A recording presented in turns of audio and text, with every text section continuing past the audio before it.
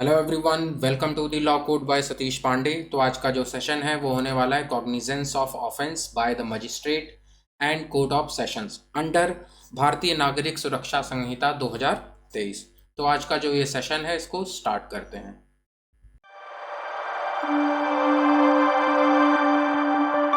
अब यहाँ पर ये जो कॉग्निजेंस ऑफ ऑफेंस है इसका मतलब क्या है? इसका मतलब है कि कौन जो है अपराध का संज्ञान ले सकता है, या कौन ऐसा पर्सन है जो कि ऑफेंस का कॉग्निजेंस ले सकता है एंड लीगल प्रोसीडिंग को या फिर जो भी आपकी कानूनी कार्यवाही है उसको कौन स्टार्ट कर सकता है फॉर्मली, जैसे ही उस पर्सन को पता चलता है कि कोई ऐसा क्राइम है जो कि कमिट हुआ है। तो यहाँ पर टोटल दो लोगों के पास जो है ऐसी पावर है, या उन मजिस्ट्रेट के पास ऐसी पावर है जो कि कॉग्निजेंस ले सकते हैं, किसी अपराध का संज्ञान ले सकते हैं। सबसे पहले आ जाता है जो भी हमारे मजिस्ट्रेट ऑफ फर्स्ट क्लास हैं, वो कॉग्निजेंस ले सकते हैं किसी ऑफेंस का।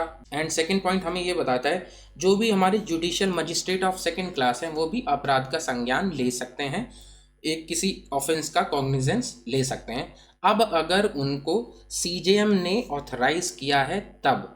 एंड नेक्स्ट पॉइंट आ जाता है कि अब कौन कौन सी ऐसी सिचुएशन में जो हमारे मजिस्ट्रेट हैं वो किसी ऑफेंस का कॉग्निजेंस ले सकते हैं। तो ऐसी तीन सिचुएशंस हैं। सबसे पहली सिचुएशन आ जाती है कि अब अगर उनको कोई कंप्लेंट मिली है ऑफ रिलेवेंट फैक्ट्स। अब यहाँ पे कंप्लेंट कोई ऑर्डिनरी कंप्लेंट भी हो सकती है या फिर कंप्लेंट बाय कोई ऑथराइज्ड पर्सन भी हो सकता है। अब एक बार इसको एग्जाम्पल से समझ लेते हैं। मान लो कोई ऑर्डिनरी कंप्लेंट है, मान लो कोई शॉपकीपर है, दुकानदार है, जो कि एक कंप्लेंट डाल रहा है किसके पास? मजिस्ट्रेट के पास। और वो ये बता रहा है कि जो भी उसके नेबर थे, जो भी उसके पड़ोसी थे, उन्होंने उसके गुड्स को डैमेज किया है एंड उसको भी मारा पीटा है। तो वो जाके वहाँ मजिस्ट्रेट के पास अपनी कंप्लेंट लिखवा सकता है। अब दूसरा एग्जाम्पल है कि मान लो किसी ऑथराइज पर्सन ने कोई कंप्लेंट करी है मजिस्ट्रेट के सामने।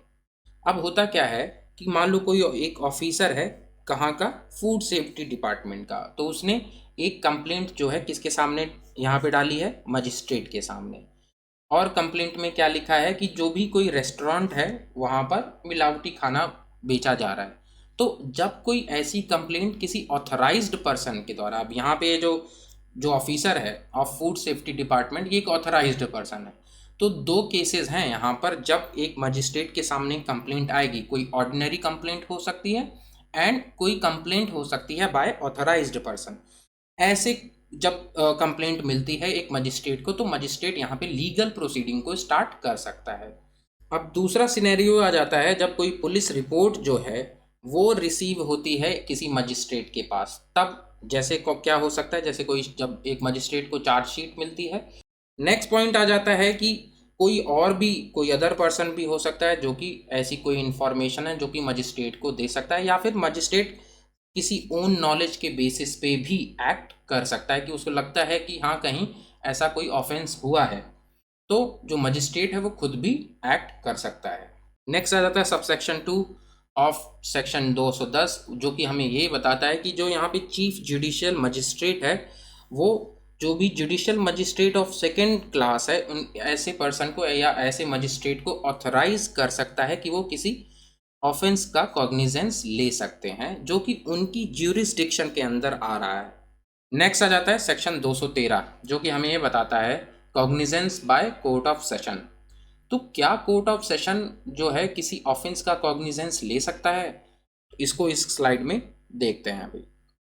तो इसका मेन जो आइडिया है कि जो कोर्ट ऑफ सेशन है वो किसी भी ऑफेंस का कॉग्निजेंस डायरेक्टली नहीं ले सकता। मतलब कोई भी जो ऐसा केस है उसको डायरेक्टली स्टार्ट नहीं कर सकता खुद से ही। It can only deal with a case only after the case has been committed और sent to it by a magistrate. अब हमारा जो कोर्ट ऑफ सेशन है वो कब केस को डील कर सकता है? जब वो मजिस्ट्रेट के द्वारा उसके पास भेजा गया है, तभी उस मैटर को, उस केस को जो हमारा कोर्ट ऑफ सेशन है वो ट्रायल में ला सकता है। इसके जो एक कुछ एक्सप्लेनेशन है उसको देख लेते हैं। तो जितने भी क्रिमिनल केसेस होंगे वो सबसे पहले किसके पास आएंगे? सबसे पहले आएंगे मजिस्ट्रेट के पास। सेकेंड पॉइंट आ जाता है कि अब अगर वो जो मैटर है, वो जो केस है वो सीरियस है या कोर्ट सेशन द्वारा ट्रायबल है, अब ट्रायबल कौन से केसेस में हो सकता है, अगर मान लो कोई मर्डर का केस आ गया, कोई रेप का केस आ गया, तो यहाँ पर जो हमारा सेशन कोर्ट है ऐसे मैटर को ट्राई कर सकता है, ऐसे मैटर पे ट्रायल बैठा सकती है। तो यहाँ पे जो हमारा मजिस्ट्रेट है वो क्या करेगा, उस जो केस है उसको कमिट करेगा एंड उसको किसको भेज देगा, सेशन कोर्ट को, नेसेसरी जो भी है प्रोसीजर्स कंप्लीट करने के बाद। उसके बाद जो हमारा कोर्ट ऑफ सेशन है वो उस मैटर के साथ प्रोसीड कर सकता है या उस केस के साथ प्रोसीड कर सकता है। एंड नेक्स्ट पॉइंट आ जाता है कि कौन से ऐसे केसेस हैं जिसमें जो हमारा सेशन कोर्ट है वो उस मैटर का, उस ऑफेंस का कॉग्निजेंस डायरेक्टली ले सकता है। इसको एक कुछ एग्जाम्पल से समझ लेते हैं। मान लो कोई एनडीपीएस एक्ट के अंदर कोई केस आ जाता है, कोई ऑफेंस आ जाता है, या फिर कोई पॉक्सो के रिलेटेड जो भी हैं केसेस आ जाते हैं, तो ऐसे केसेस में जो हमारा कोर्ट ऑफ सेशन है वो उन मैटर का जो है कॉग्निजेंस डायरेक्टली ले सकता है। तो ये था आज का हमारा टॉपिक, क्या था, cognizance of offence by the magistrate and court of session. Thank you guys for watching this lecture. Kindly like, share and subscribe to my YouTube channel, that is the Law Code by Satish Pandey. धन्यवाद everyone.